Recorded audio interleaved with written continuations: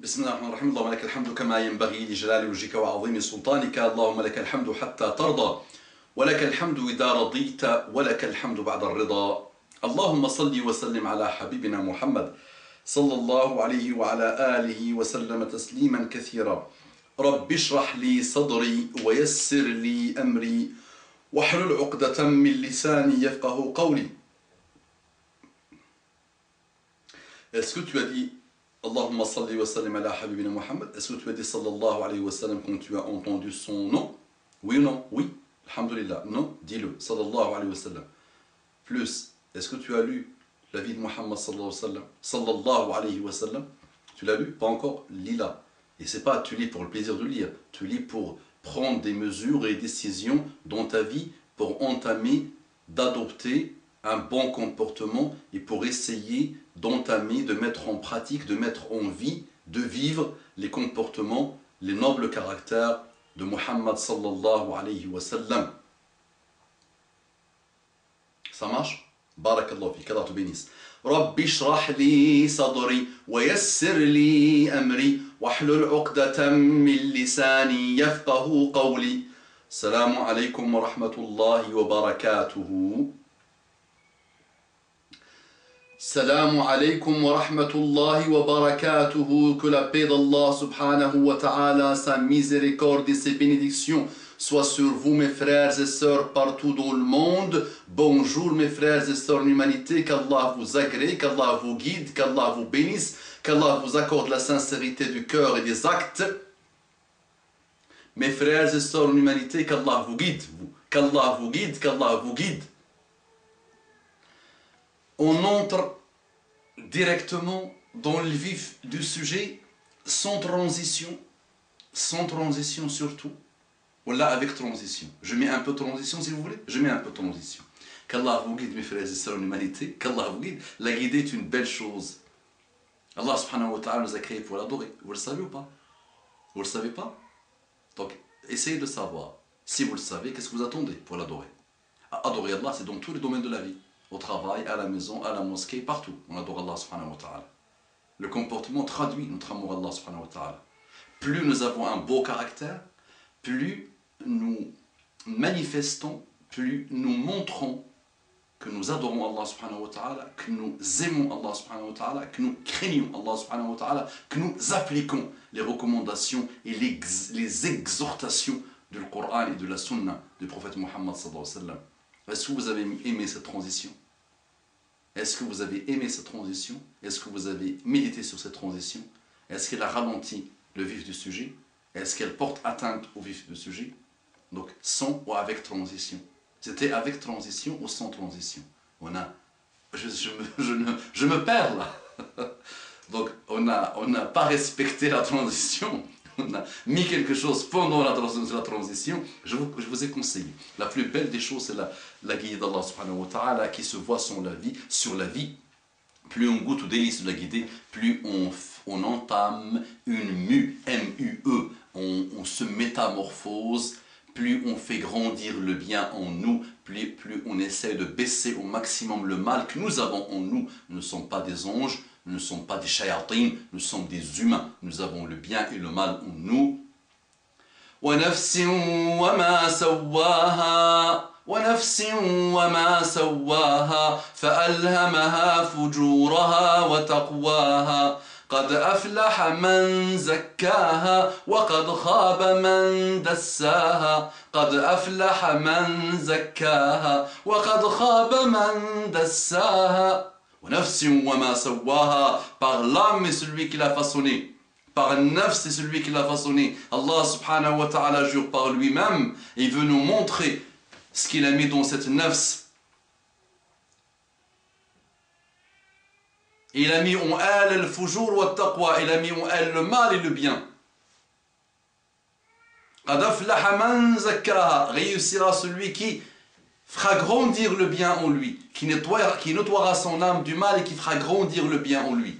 وَقَدْ خَابَ. Échouera celui qui fera grandir le mal en lui. Réussira celui qui fera grandir le bien en lui. Nous avons le bien et le mal en nous. Maintenant, sans transition, on entre dans le vif du sujet.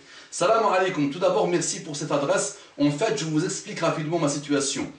Voilà, déjà un peu plus d'un mois qu'un homme est venu demander ma main. Tout s'est bien passé, sauf que là, il revient sur un élément essentiel de la demande. C'est le lieu où nous habiterons. Il est de tel endroit et moi de tel endroit. J'ai eu beaucoup de signes et même de paroles venant de sa mère qui me montraient qu'elle ne me voulait pas, même si son comportement est parfois très bien à mon égard. J'ai, on dirait, deux comportements complètement opposés chez elle. Enfin bref, tout cela pour dire que cet homme, j'étais avec lui pendant 4 ans. Qu'est-ce que tu faisais avec lui pendant 4 ans? C'était fiançailles, c'était quoi? C'était fornication, c'était une relation d'amour, c'est une relation de quoi? De bonheur, c'était quoi cette relation? Donc s'il vous plaît mes frères et sœurs, arrêtez ça s'il vous plaît.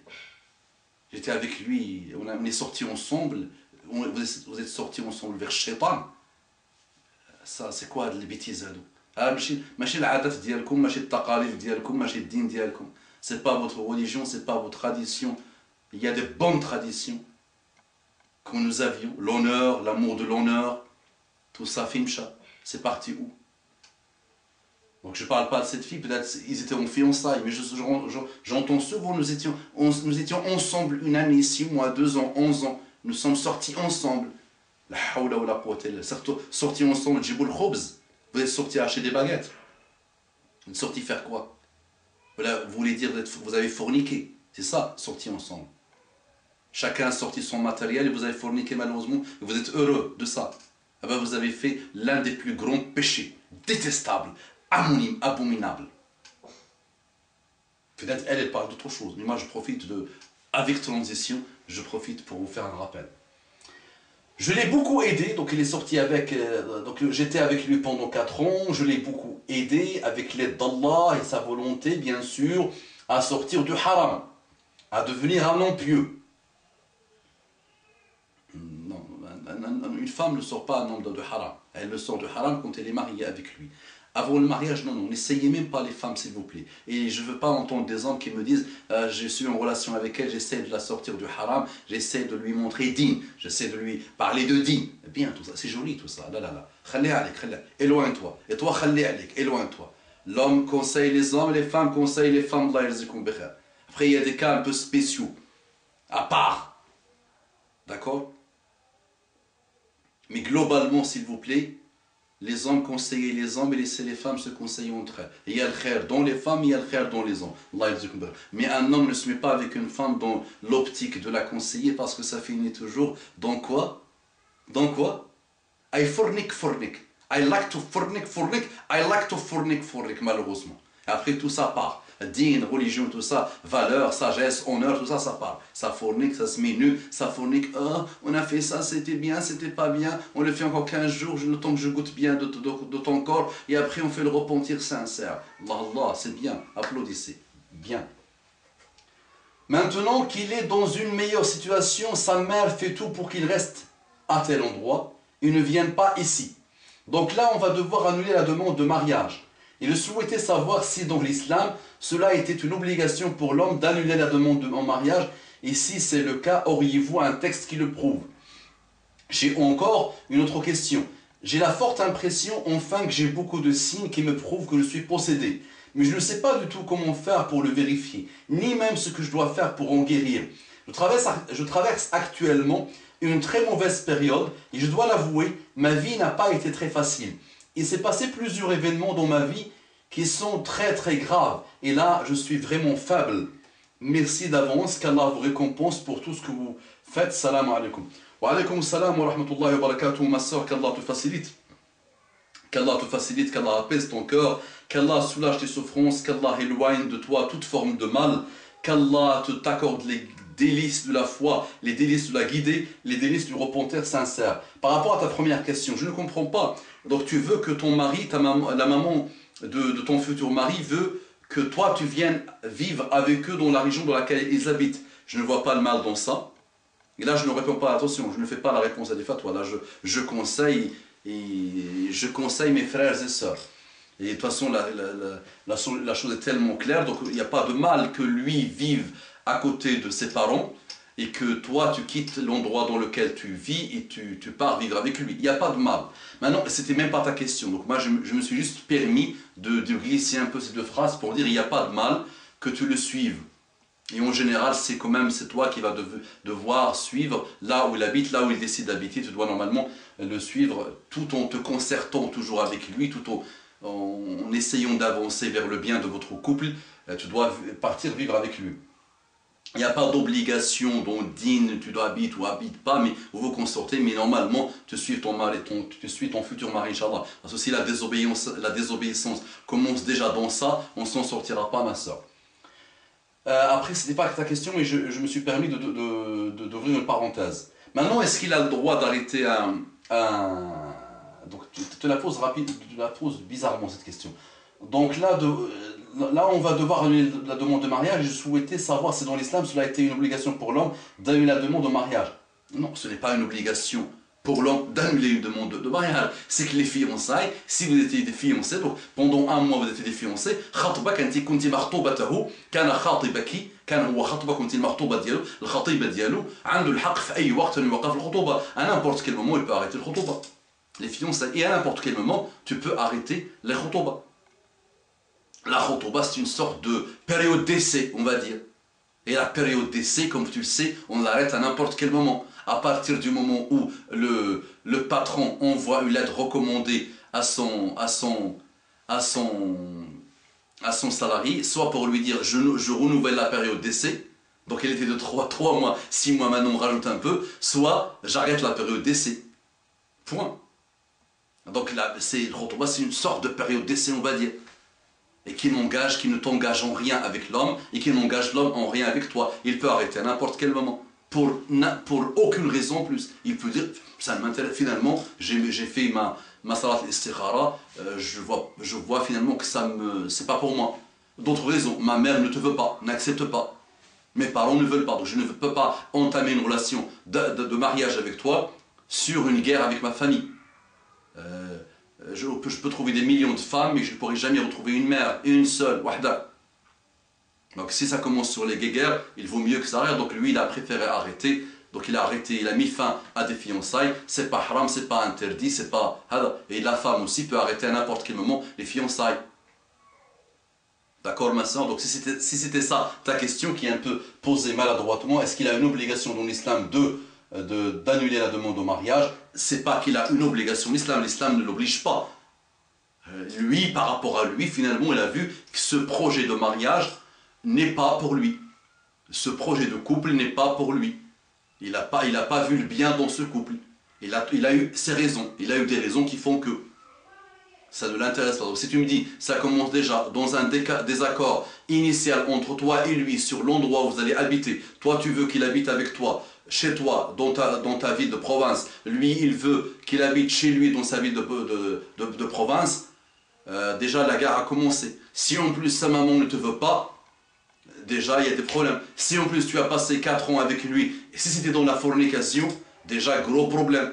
C'est pas interdit, à partir du moment où les deux fornicateurs fassent le repentir sincère, mais souvent, ils ne savent pas ce que c'est que le repentir sincère. Et ils ne le font pas, malheureusement. Ou ils le font maladroitement. Ce qui donne des fiascos après. Donc dans ce que je vois là, s'il a arrêté les fiançailles, il a toutes les raisons pour le faire. Il n'y a personne qui l'a obligé, l'islam ne l'a pas obligé, c'est entre lui et lui. Il a vu que finalement ça ne l'intéressait pas, ça ne pouvait pas aboutir et ça ne pouvait donner que des malheurs et des fiascos. Donc on ne peut pas lui... Il n'a pas fait un péché en faisant ça, du tout. Les fiançailles, ça existe en islam, il faut les écourter, il faut respecter les préceptes d'Allah subhanahu wa ta'ala pendant les fiançailles. Si tu veux parler à ta future épouse, tu lui parles devant son wali. Si tu veux l'appeler, appelle-la en la présence de son wali. Si tu veux sortir avec elle, tu sors avec elle pour acheter des choses avec son wali. Tu ne sors pas tout seul avec elle, par exemple. Voilà, et tu l'écourtes au maximum la période des fiançailles et tu fais ton maximum pour aboutir rapidement vers un mariage. Mais si tu l'arrêtes, l'homme ou la femme, il n'y a aucun problème, ça s'arrête, on peut arrêter les fiançailles à n'importe quel moment. J'ai encore une autre question, beaucoup de monde a la forte impression qu'il est possédé. Beaucoup de monde. C'est comme si les genoux ont laissé toutes les autres ummas, ils se sont concentrés que sur la umma des musulmans. Je l'avais déjà expliqué dans pas mal de vidéos et voilà, donc c'est, subhanallah, tout le monde est possédé, tout le monde a l'impression qu'il est possédé. Ben normal, madame ou homme, c'est normal, très normal. On vit loin de la religion d'Allah subhanahu wa ta'ala, on ne prie pas, on ne lit pas le Coran, on n'évoque pas Allah subhanahu wa ta'ala, on ne fait pas les invocations. Les genoux font de nous ce qu'ils veulent. Qu'elles soient des maladies psychologiques, dépression, maladies psychologiques, maux psychologiques, perversité psychologique, aberration psychologique, ou que ce soit une intervention du genou, de diable, du monde de l'invisible. Nous croyons au monde de l'invisible, ils existent, oui. Normal, quand on est très loin de la religion, quand on ne se protège pas par la religion, quand on ne se préserve pas par la religion, c'est vrai que nous sommes à la merci des genoux. Et d'autres mots avec X, tout type de mots, malheureusement, psychologiques et autres. Maintenant, comment se soigner? C'est par le Coran. On se soigne par le Coran. Tu fais ton repentir sincère, tu reviens vers Allah subhanahu wa ta'ala et tu commences à lire le Coran. Après tu veux tester, il y a un site, il y a pas mal de sites qui font Ruqya, qui au moins tu écoutes quelques versets de Coran et pour savoir si tu es possédé ou pas, pour savoir si ça va se manifester ou pas, je te conseille le site de Mounir Arab, Cheikh Mounir Arab. Tu tapes ça en arabe littéraire, Mounir Arab, il a une Ruqya écrite, il a une Ruqya aussi audio, mais les écouteurs, voilà, soit dans un endroit isolé, soit avec ton père ou ton frère, qui soit avec toi, et écoute un peu les versets d'Allah subhanahu wa ta'ala, et tu vas voir que si ça va se manifester ou pas. Souvent c'est aussi du l'wahm. L'wahm, c'est juste, on se met des idées dans la tête. Mais le conseil pour tous les problèmes du mot, qu'ils soient causés par les genoux, ou qu'ils soient causés par les dépressions, qu'ils soient causés par la vie, ou qu'ils soient causés par l'éloignement par rapport à la religion, la solution à tous les maux, c'est revenir vers Allah subhanahu wa ta'ala. C'est être musulman, c'est ne pas délaisser la prière, c'est d'être assidu dans la prière, c'est respecter le Coran, c'est lire le Coran, c'est vivre le Coran, c'est méditer sur le Coran, c'est être en bonne fréquentation, c'est de multiplier les invocations, multiplier les évocations d'Allah subhanahu wa ta'ala. بسم الله الذي لا يضر مع اسمه شيء في الأرض ولا في السماء وهو السميع العليم. بسم الله الذي لا يضر مع اسمه شيء في الأرض ولا في السماء وهو السميع العليم. Voici une évocation qui peut te préserver, les adhkar qui peuvent te préserver. أعوذ بكلمات الله التامات من شر ما خلق. أعوذ بكلمات الله التامات من شر ما خلق. أعوذ بكلمات الله التامات من شر ما خلق. Une autre. Les versets قل هو الله أحد قل أعوذ برب الفلق قل أعوذ برب الناس. Protection totale le matin et le soir, et à chaque fois que tu peux, suivons la sunna, en suivant la sunna, il y a des horaires où tu dois les dire, le matin quand tu voudras dormir, lire le Coran dans ta maison, surat al-Baqarah, les autres sourates, fihum al-khair al-kathir, fihum shifa, fihum la guérison, le Coran fait la guérison. Voilà. Ça marche ma soeur, ça marche mon frère. Qu'Allah vous préserve, qu'Allah vous protège, qu'Allah vous guide, qu'Allah guide par vous. Allahumma ardina warda anna, Allahumma aqbalna wa taqabbal minna, Allahumma ij'alna mimman yastami'una al-qawla fayattabi'una ahsanahu, Allahumma arina al-haqqa haqqan warzuqna ittiba'ahu, wa arina al-batila batilan warzuqna ijtinabahu. Ikhwani fillah, uhibbukum fillah, uhibbukum fillah, uhibbukum fillah. Mes frères en islam, je vous aime en Allah subhanahu wa ta'ala. Mes frères en humanité, je demande à Allah subhanahu wa ta'ala de vous guider et sachez que je n'ai rien contre vous et qu'on peut échanger dans la tolérance, le respect, l'ouverture intellectuelle, la souplesse intellectuelle, l'ouverture d'esprit, la non-rigidité, le bien, le respect et surtout dans la joie et la bonne humeur. Respectons-nous, avançons ensemble, nous avons beaucoup de valeurs communes de bien, de justice. Avançons s'il vous plaît. Barakallahu fikum. Qu'Allah vous bénisse tous. Salam alaikum wa rahmatullahi wa barakatuh. Je compte sur vous pour m'aider à propager cette vidéo. Je compte sur vous pour m'aider à dupliquer la chaîne L'Oasis de l'Excellence. Dupliquez-la. Ça donnera des chances, des occasions pour qu'il soit visualisé par d'autres.